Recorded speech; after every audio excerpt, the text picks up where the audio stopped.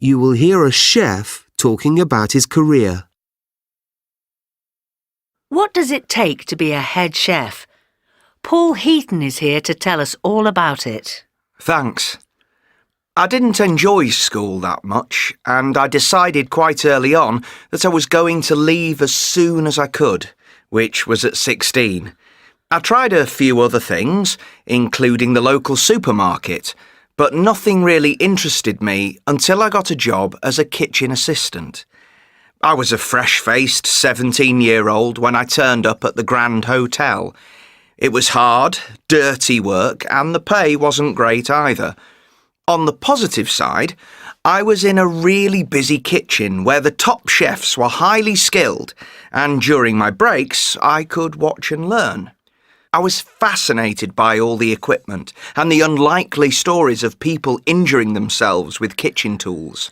I imagine that kitchen assistants don't work from 9 to 5. No, I had to get used to long hours and working late.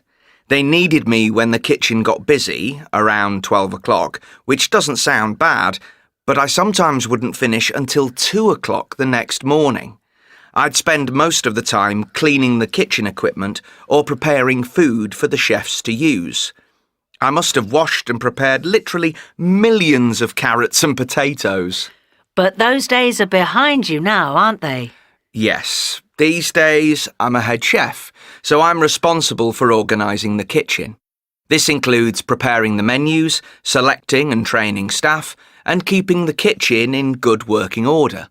And I still love to cook, of course, but now I don't have to do it every day, but can choose to do it when I really want to.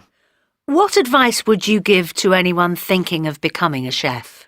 You have to be able to work in a team, whether you're cleaning the floor or grilling a steak. You must be prepared to deal with stressful situations, and you have to be able to think quickly. If the fish you wanted to use for your main dish doesn't arrive, you've got to invent something completely different. People sometimes think that preparing food in a first-class restaurant is a complicated and difficult thing to do. This is partly true. There's a lot to think about, and your work needs to be right every time.